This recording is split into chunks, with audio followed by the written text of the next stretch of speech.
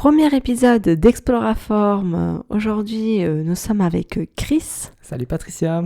Alors, dis-nous un petit peu de quoi on va parler aujourd'hui. Aujourd'hui, comme c'est le premier épisode, on va parler de qui est Exploraform, qui sommes-nous, d'où on est venu, pourquoi on en est là et vers où on veut aller. Un peu notre histoire. Du coup, aujourd'hui, on va principalement commencer par le début, donc août 2023. Qu'est-ce qui s'est passé ? Il s'est passé que c'était une fin de journée sur le canapé et t'arrives après le travail à la maison et tu me dis et si on partait en voyage, si on quittait tout et on partait faire le tour du monde ? Bien évidemment, tu étais d'accord avec moi. Bien évidemment.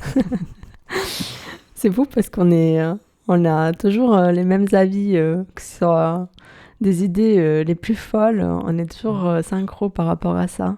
Ouais, toujours l'un est toujours plus fou que l'autre comme on dit, donc ouais.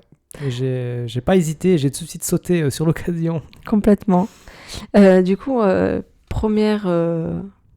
a débuté tout simplement par la calculatrice. Ça a bien fumé, je sais pas si tu te souviens, c'était vraiment quelque chose qu'on avait fait pas mal de calculs. Ouais, on avait dû lui changer les piles. Ouais, c'était quelque chose.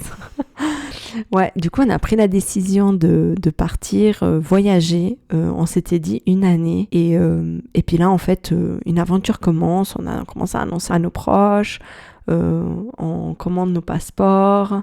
On fait les vaccins qu'il faut. On fait l'itinéraire. On rend notre appartement, notre premier appartement, tu te souviens ? Ouais, c'était quelque chose, petit pincement au cœur. On est un couple, donc c'était notre premier appartement ensemble. Et ouais, on a tout quitté. On a quitté l'appartement, on a quitté les amis, la famille. On a tout laissé derrière nous pour vivre cette aventure. Ah, c'était trop bien. Mais du coup, on part 20 mars 2024. Nous partons voyager. Donc, on dit au revoir à tout le monde. Petit pincement au cœur de tout le monde. Et en fait, l'aventure commence très mal dès le départ parce qu'on a loupé notre vol dans une escale. Un sketch. Complètement. Comment bien commencer. Ça nous ressemble assez, j'ai envie de te dire. Ouais, complètement. Même si là, c'était pas vraiment notre faute. Parce que c'était une escale et on était complètement perdus. On a atterri à l'aéroport de Barcelone à un terminal. Nos bagages ont fini dans un autre terminal. On a dû prendre un bus pour changer de terminal. Enfin, pour les gens qui écoutent, s'ils ont déjà été à Barcelone, ils savent peut-être comment ça se passe. Et là, il a dû avoir un souci parce qu'on était quand même une vingtaine de personnes en train de chercher nos bagages. Comme des fous, il n'y a personne qui arrivait à trouver une solution, quoi. Il faut s'imaginer que, étant donné qu'on était à l'extérieur du terminal et nos bagages étaient à l'intérieur parce qu'on devait les réceptionner, on a dû rentrer par la sortie, ce qui est normalement interdit. Et la sécurité a fini par accepter, étant donné qu'on était beaucoup de personnes dans le même cas. On a vite récupéré nos bagages, cherché un chariot, on a couru pour prendre le bus. Mais tous nos efforts ont été en vain et l'avion qui devait nous emmener à Cancun, il est parti sans nous, qui a fait qu'on est resté plus longtemps que prévu à Barcelone et notre tour du monde a commencé à Barcelone. C'était bien aussi à Barcelone, on est resté une petite semaine, ça allait très bien. Par contre, on a débuté par le Mexique, on a fait l'Amérique latine et on s'est rendu compte que c'était tout simplement pas fait pour nous. Que le voyage comme ça en continu, il faut quand même être préparé psychologiquement et puis il y a tout un environnement qui va avec et on n'était pas du tout prêts, puis peut-être que on s'était un petit peu idéalisé ce voyage, donc on a vite arrêté. Donc au bout de combien de temps, Chris, on a arrêté le voyage ? Au bout de 4 mois ou d'une année. On a fait fort, on est très fort. C'est vrai que après, pour être sincère, je suis assez fière de nous parce qu'en fait, on aurait pu tout simplement continuer vu qu'on avait dit aux gens, on avait dit à tout le monde qu'on allait rester une année. Notre ego, il aurait pu nous freiner et on aurait pu continuer tout simplement pour pas dire aux gens, voilà, on est de retour et devoir s'expliquer parce qu'on a quand même dû s'expliquer pourquoi on est rentré, qu'est-ce qui s'est passé.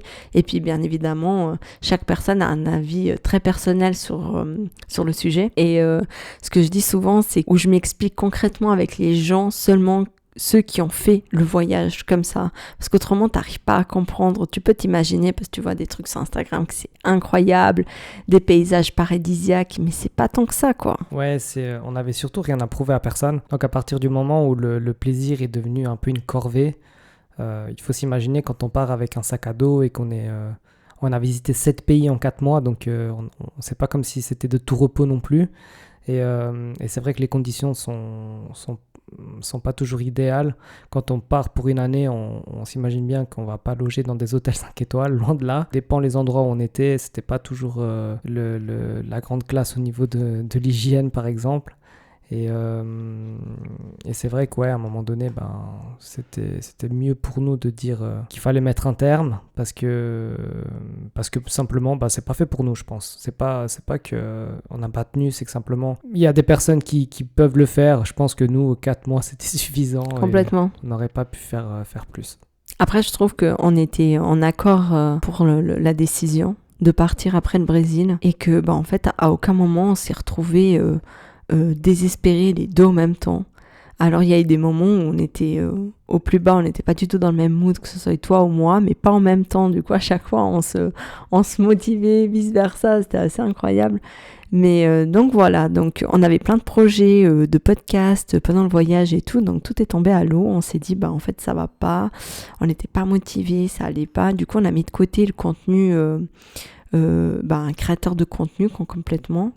Et en fait, on est rentré en Suisse. Et là... De là d'où on est parti, en fait, on l'a pas dit, mais on est de Suisse, donc on est retour au bercail, comme on dit, après le Brésil, après les 4 mois, on est de retour en Suisse. Donc là, on est en Suisse et on commence l'aventure pour Exploraform. On commence à se poser des questions. Qu'est-ce qu'on fait ? C'est quoi notre passion ? La thématique qu'on a envie de transmettre ? Où on est doué, tout simplement. Et puis là, en fait, c'était clair. C'était assez clair pour les deux. Peut-être un peu plus pour toi que pour moi. Ouais. Mais c'était clair qu'on allait aller dans cette direction, que c'était le sport, le bien-être, la musculation. Donc Exploraform est clairement dans la thématique du fitness. Ouais, fitness, musculation, nutrition, comme tu as dit. En fait, on voulait déjà un petit peu faire ça pendant le voyage. On avait notamment les micros avec nous, on avait pas mal de matériel pour commencer à travailler, mais comme on a dit, les conditions, c'était pas les meilleures. Logistiquement parlant, au niveau des infrastructures, il faut de la place pour travailler, etc. Et c'était pas forcément ce qu'on avait la possibilité d'avoir pendant ce voyage. Donc on a commencé à notre tour. Et on s'est demandé comment on pourrait faire les choses. Et c'est vrai que moi, je suis passionné de sport depuis tout petit. Je me suis formé aussi dans le milieu avec une double certification coach personnel et coach nutrition. Et je me suis dit, à mes débuts, j'avais beaucoup de problèmes pour prendre de la masse musculaire. J'ai eu beaucoup de problèmes pour prendre de la masse musculaire. J'étais quelqu'un qui était assez maigre et je savais pas comment faire pour atteindre mes objectifs. C'est vrai que tu es quelqu'un que même encore maintenant, si tu arrêtes le sport et tu commences à mal manger, typiquement on part en vacances, tu perds du poids. Ouais, mal manger, ouais, c'est vrai que si je mange mal, ou même si je mange un petit peu moins pendant la journée, je perds du poids très très vite. Donc il faut que je me tienne à une routine stable. Parce que si j'arrête de manger, je fonds comme neige au soleil. Complètement. Après, c'est vrai que pendant le voyage, c'était assez compliqué de maintenir cette forme parce qu'on faisait beaucoup de bus et le maximum qu'on a fait, c'était 28 heures de bus. Et c'est vrai qu'on peut pas boire comme on a envie parce qu'après, tout simplement, on a envie d'aller aux toilettes et on peut pas se le permettre ou... les toilettes dans les bus... Voilà, c'est pas l'idéal. Donc voilà. Du coup, suite à ça, donc on a décidé... toi, tu étais formé à ce moment-là. En fait, le sport est né avec moi, je pense, depuis que je suis né. C'est ma passion principale. Le foot au tout début, et après quand je suis arrivé à l'âge de l'adolescence, je me disais que j'aurais bien aimé être un petit peu plus volumineux, un petit peu plus musclé. Je me disais que c'était joli un homme avec un peu de muscle quand même, et à l'époque j'y connaissais rien du tout, et j'ai cherché à prendre de la masse musculaire par tous les moyens. Au début je me suis inscrit à la salle, et puis je me suis dit allez, en faisant du travail musculaire, je vais prendre du muscle forcément. Et il faut imaginer un jeune, là j'étais un jeune adulte, 18-19 ans, qui arrive à la salle de musculation pour la première fois et il voit toutes ces machines et il se dit mais par où je vais commencer quoi. Parce que c'est vrai que c'est un monde inconnu et quand on commence on sait pas trop dans quelle direction aller, et c'est vrai que prendre de la masse musculaire pour quelqu'un qui est ectomorphe comme moi, quelqu'un qui a un métabolisme qui est rapide, il aura de la difficulté à prendre du poids. Et alors moi, j'ai cherché, c'est vrai qu'il faut s'imaginer, c'est aux alentours de 2011, il faut s'imaginer que les informations qu'il y avait sur Internet, c'est pas les mêmes qu'il y a aujourd'hui, même s'il y en avait déjà. Et moi, j'ai cherché par tous les moyens sur Internet, dans les livres, comment il fallait faire. J'ai demandé aussi à mes proches, à mes amis, à mes collègues de travail. Est-ce que c'est des bons conseillers, les proches, la famille? Non, c'est pas des bons conseillers. Généralement, ce qu'il faut faire dans le monde de la musculation et dans la vie en général, il faut demander des conseils à des gens qui ont atteint les objectifs qu'on veut atteindre aussi. Et moi, ce que j'ai fait, c'est que j'ai demandé un peu à mon entourage, mais qui n'y connaissait rien du tout, qui s'y connaissait autant que moi en fait au final.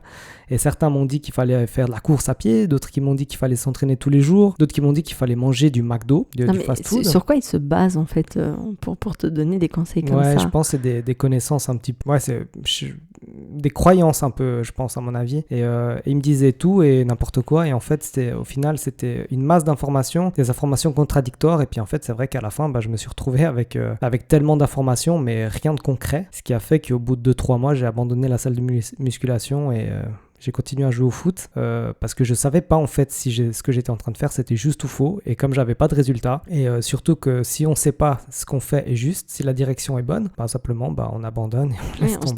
On se démotive parce qu'on voit pas de résultat, on se dit ok, de toute façon tout ce que je suis en train de faire c'est pas bien, et t'as pas envie quoi. Et après le temps il est passé, et puis je me suis dit non mais quand même il faut quand même que je fasse quelque chose, parce que s'il y a des gens qui arrivent à prendre la masse musculaire, pourquoi moi j'arriverai pas? Enfin, tout le monde devrait réussir à le faire. Et finalement, je me suis mis sérieusement en 2015. Et c'est là que, en fait, en 2015, j'ai réussi. En fait, entre 2011 et 2015, j'ai eu une phase où j'étais à fond dedans, d'autres phases où j'étais un petit peu moins. Mais j'ai jamais arrêté de m'informer sur le sujet, à lire des livres, etc. J'ai jamais arrêté pendant tout ce temps-là, en fait. Et au final, en 2015, j'ai atteint mes premiers résultats. Et j'étais assez fier de moi en fait, parce que tout seul j'ai réussi à atteindre un objectif que beaucoup de gens me disaient que c'était difficile, voire impossible, mais j'ai réussi, je l'ai fait. Du coup, c'était quand exactement que tu as atteint ton objectif? C'était en 2015, c'était je pense janvier 2015 par là autour. Donc, il y a quand même 10 ans, tu as atteint ton objectif et que maintenant, tu as envie de transmettre ton savoir. Ouais,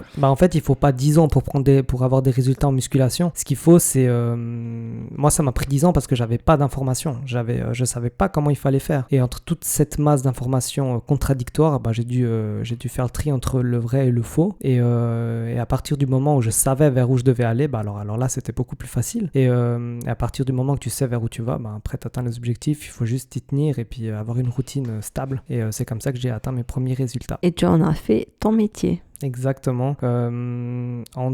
C'est vrai que, comme j'ai dit, le foot et le fitness est devenu... d'abord, le foot, c'était ma passion numéro 1. Et après, en cherchant, en m'informant sur ce sujet, c'est devenu petit à petit et un peu involontairement une deuxième passion. Et je me suis dit, c'est tellement devenu une passion que pourquoi pas en faire mon métier. Et j'ai cherché comment me former dans le milieu. Et en 2021, j'ai pris la décision de me former en Suisse pour au final devenir coach sportif et coach nutrition certifié. Du coup, ouais, on n'a pas du tout le même parcours par rapport à ça. Moi, j'ai appris à aimer le sport. Quelle est ta relation avec le sport, Patricia? Il est compliqué. C'est vrai que c'est pas quelque chose où c'était inné, ou genre j'ai grandi avec un sport, pas du tout. J'ai fait un petit peu de la danse classique, mais ça m'a fait quoi, une année. Autrement, pas du tout, pas de sport, rien du tout. Et puis je t'ai rencontré. Et là, le sport était très ancré en toi. Et du coup, je me suis dit pourquoi pas. Mais en fait, le problème au départ, c'était que t'étais très clean, très routine. Il faut aller tous les jours, il faut faire ça. Et puis tu restais très longtemps au fitness. Entre le moment où t'arrives, tu te changes, que tu fais ton petit cardio au départ, et après tu fais ta musculation, mais tu restes en tout cas 2 heures au fitness. Et en fait, pour moi, c'était beaucoup trop... j'avais autre chose à vivre que être dans le fit, chose que je voulais pas du tout. Mais quel temps perdu, rester à la salle de musculation. En fait, pour moi, ça serait vraiment top chrono, 1 heure, voire max 1 heure et demie. et partir, quoi. Ça doit pas prendre autant de temps. Non, mais tu peux rester moins de temps. C'est vrai que moi, à l'époque, j'ai toujours été quelqu'un qui prend mon temps. Je suis encore aujourd'hui quelqu'un qui prend mon temps, mais on peut être à la salle de musculation, passer moins de temps à la salle de musculation et avoir des résultats. À l'époque, quand on s'est connus, j'étais pas non plus coach. J'ai failli te dégoûter en plus. Complètement. C'était vraiment, je pouvais plus voir le fit, je pouvais plus voir la musculation, je pouvais plus rien voir du tout. C'était quelque chose que, je sais pas si tu te souviens, mais je voulais plus entendre parler de quoi que ce soit. Mais dès que je mangeais un petit chocolat, bah alors... C'était vraiment, t'étais très sur moi et j'ai pas du tout apprécié cette période dont j'ai tout lâché. J'ai arrêté le sport complètement. Et toi, t'as compris que t'avais fait une erreur par rapport à ça, que tu m'avais trop parlé de sport, tu voulais tellement que j'investisse tellement de temps comme toi, que c'est vrai que ça a pas trop matché par rapport à ça. Ouais, après, à l'époque, j'avais pas aussi les connaissances que j'ai aujourd'hui et c'est vrai qu'à un temps, il y a une époque où on parlait beaucoup de poulet, dinde, riz et brocoli. Et ça tournait beaucoup autour de ça. Et c'est vrai qu'aujourd'hui, ça a quand même beaucoup évolué par rapport à l'époque où on s'est rencontrés. Et aujourd'hui, moi-même, j'ai des écarts. Bah, en fait, tout le monde a des écarts parce qu'on n'est pas des compétiteurs d'élite, on n'est pas des sportifs de haut niveau. Donc, on doit tous s'accorder des petits plaisirs, même si tout doit rester dans l'équilibre. Mais moi-même, j'adore le chocolat et je serais incapable de me priver de chocolat, ça c'est clair. Ah ouais. Non, alors moi, le poulet, tous les jours, ça va pas. C'est vraiment... c'est vrai que tu cuisinais vraiment du poulet et brocoli tous les jours. Riz, brocoli, poulet, c'était tout le temps ça. Heureusement que ça a changé. Et moi, franchement, pour être sincère... au bout de la 3e fois de poulet, je peux plus voir ce poulet. Alors que maintenant, je suis capable de manger toute la semaine du poulet, mais je varie. C'est vrai qu'on dit souvent qu'on mange avec les yeux. Et c'est vrai que là, en fait, il suffit que le poulet il soit coupé en dés. En fait, c'est plus le même visuel. Tu l'assaisonnes différemment. Un poulet pané. Un poulet pané. Enfin, il y a plein de façons de faire à manger. Plein de façons de manger de la même chose, mais de façon différente. Qu'en fait, c'est vrai qu'à l'époque, on faisait pas ça. Et en fait, là, j'ai complètement arrêté le sport. Et en 2000, je sais plus combien, quand on a déménagé ensemble, je me suis dit, vas-y, je me remets de nouveau. Allez, c'est le moment et tout. Et pourquoi ? T'as voulu t'y remettre ? Parce qu'en fait, on a déménagé ensemble et puis c'est vrai que là, j'avais un contrôle. C'est moi qui faisais à manger, c'était plus mes parents. Je pouvais décider de ma vie et je voulais vraiment nouvelle vie, nouvelle résolution, nouvelle maison. Donc c'était vraiment, je partais là-dessus. Et là, je me suis dit, ok. Et là, j'ai refait la même erreur. Je sais pas si tu te souviens, mais en fait, j'achetais plus rien. J'avais arrêté avec les bouillons, j'avais arrêté avec les sauces, j'avais arrêté tout. Complètement tout. Et en fait, dès qu'on m'offrait genre un paquet de biscuits, de chocolat, en fait, j'allais bosser. Je passais la journée à me rappeler de ce biscuit qui est dans le tiroir en bas à gauche. Puis j'arrivais du travail et bien évidemment, je me goinfrais avec ce paquet de biscuits. C'était une catastrophe. Ouais, et c'est important de dire ça parce que je pense qu'il y a beaucoup de gens qui se retrouvent dans ce schéma de se dire, ok, surtout les nouvelles résolutions, là on est en février, les résolutions commencent à tomber, mais dépend à quel moment vous allez écouter ce podcast, mais c'est vrai que les nouvelles résolutions souvent c'est allez, maintenant je vais me mettre au sport et je vais arrêter de manger des cochonneries et en fait c'est pas ça en fait, c'est pas comme ça qu'il faut voir la chose parce que c'est impossible de tenir sur la durée en se privant des choses qu'on aime. En fait, c'est pas possible. On n'est pas des machines. Et imaginez vivre une vie en faisant toute une vie quelque chose que vous aimez pas. C'est la même chose pour la nourriture. On peut pas se priver de manger des choses qu'on aime avec un objectif physique parce que tôt ou tard on va abandonner.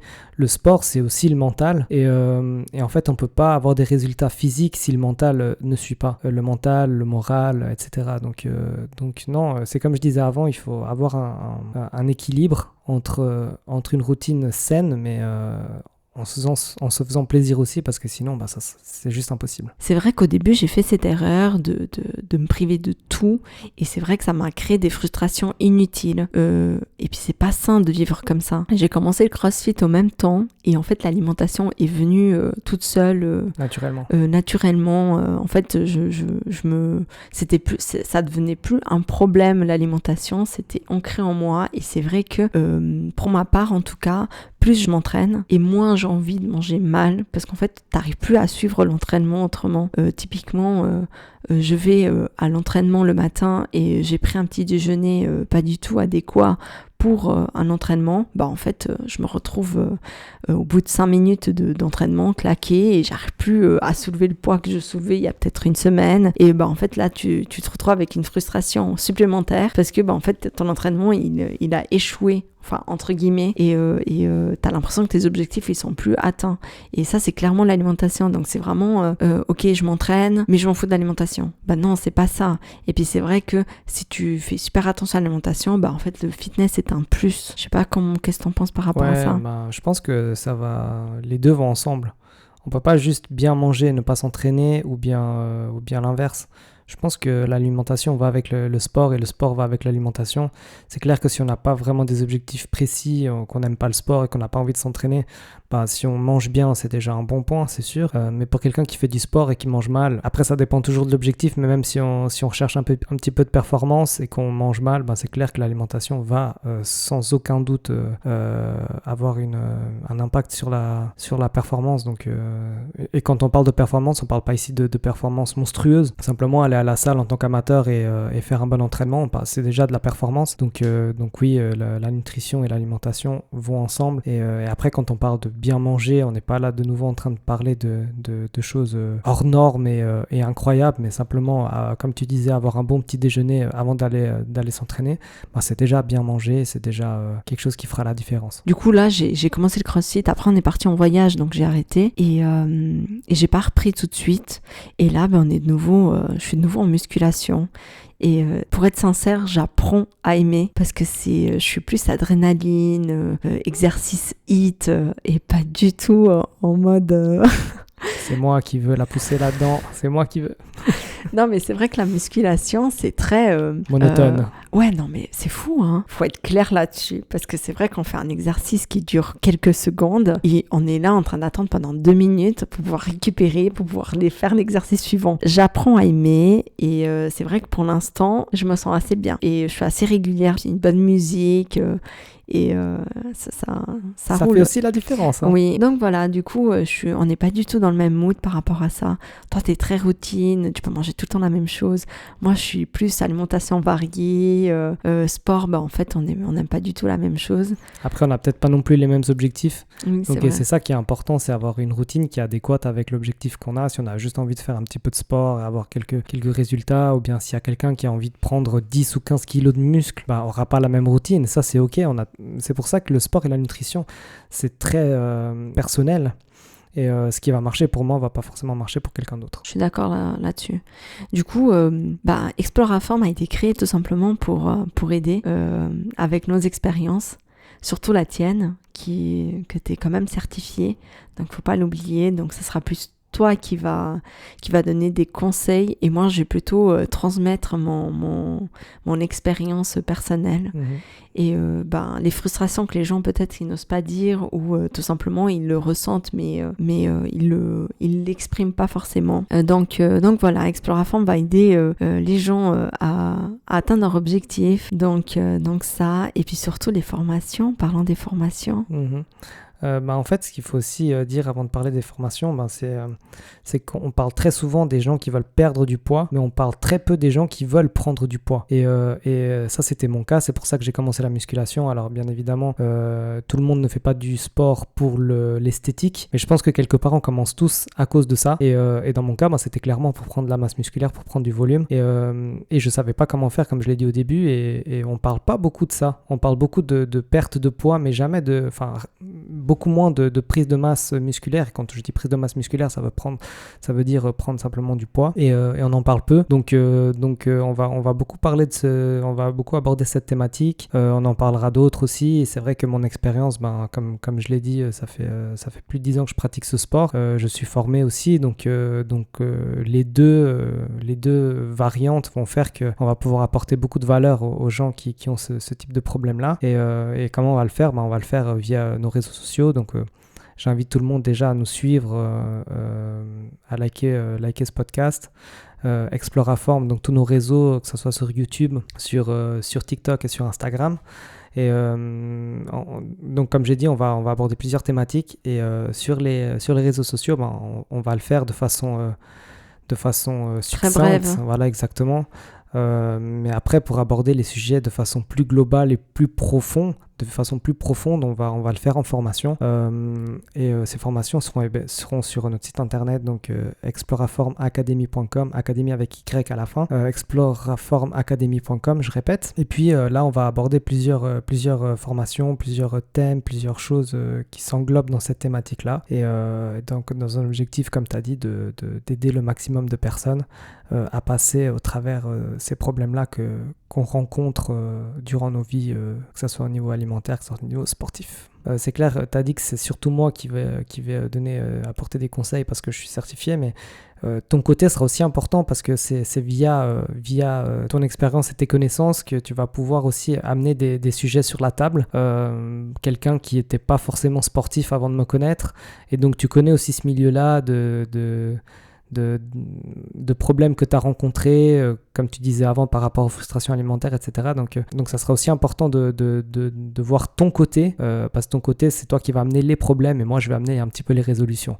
Donc le but, ça sera de parler de choses qui sont scientifiques en quelque sorte, parce que le sport et la nutrition, c'est des éléments qui sont scientifiques, mais dans l'objectif de parler pour monsieur et madame tout le monde, donc avec des thèmes qui seront compréhensibles par tous. On va pas là parler de choses compliqués ou avec des thèmes que les gens ne comprendront pas. Et c'est vrai que j'ai essayé plusieurs techniques pour atteindre mes objectifs, et là on va en parler tout au long de chaque podcast, comment résoudre un problème qui est réel. Donc voilà, donc je vous invite à aller voir notre site internet, de voir nos plateformes, que ce soit Instagram ou TikTok, et n'hésitez pas à vous abonner pour la suite parce qu'il y aura tout plein de podcasts, et puis voilà, Chris. C'est ça, donc podcast sur toutes les plateformes, sur TikTok et sur Instagram, Exploraform, ou bien notre site internet exploraformacademy.com. Merci Patricia pour ce premier épisode. Merci Chris. À bientôt. À bientôt.